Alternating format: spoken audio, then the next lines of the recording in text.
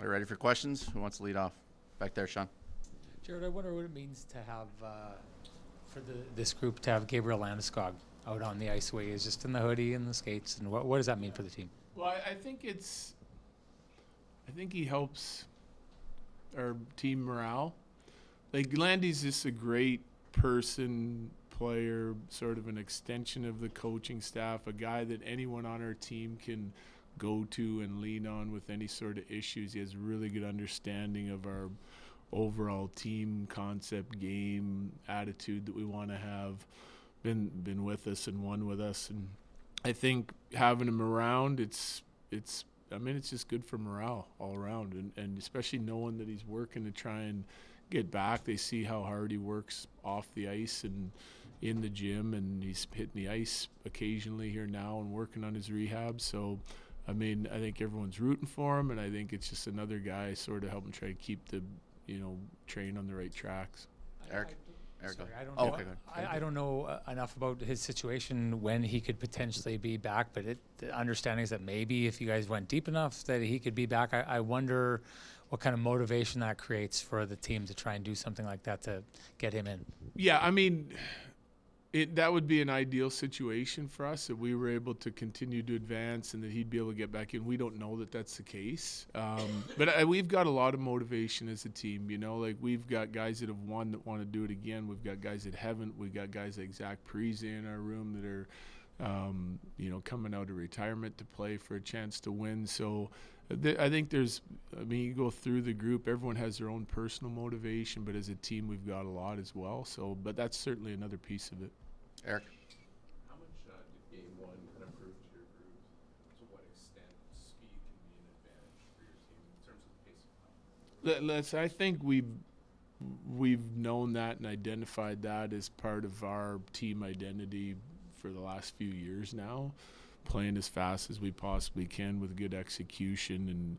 And never hurts. There's no coach out there that's going, let's play a little slower and slow things down. That's not trying to get ahead of the other team's structure. So I think it's, for me, it was just more that we hadn't played the Jets the way we can play since the start of the year. You know what I mean? So every opponent, there's going to be some sort of feeling out process. You want to go and play your game to the best of your ability and see where it takes you and then make adjustments along the way after that. So I thought we did that the other night to a certain extent, and we'll have to be better than we were the other night to win. But I think there's a lot of positive signs and things we could take out of that game to say just keep doing some of the things that we were doing and fix some others.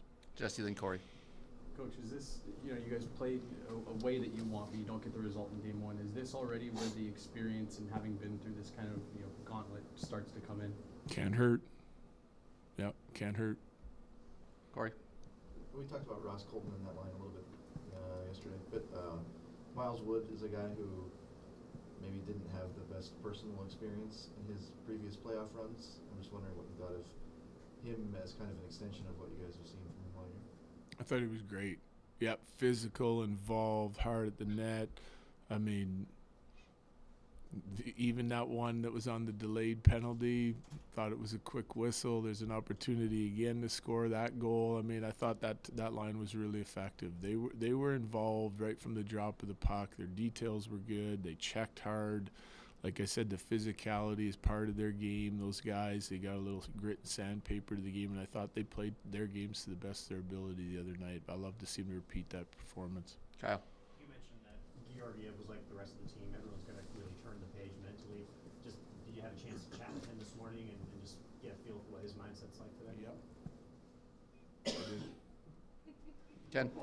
Jared, what went into the decision to swap out the goaltenders with Crosswell coming in for home? And is there anything new? Well, he's a more experienced guy. He played well for us at times when he was up here, and since he's gone down, he's really played well for the Eagles and given him a chance. But they were playing the other night in a big hockey game, for our American League team, and that's part of it. We want our guys that are down with the Eagles to have an experience that's really important. They're trying to win. We're trying to help them win, just like they're trying to help us win, right? So he's been their guy down there. They're playing an important series, trying to get home ice for the playoffs, so we left him there. And now they've done that, and so now we need a goalie up here, so we brought him up.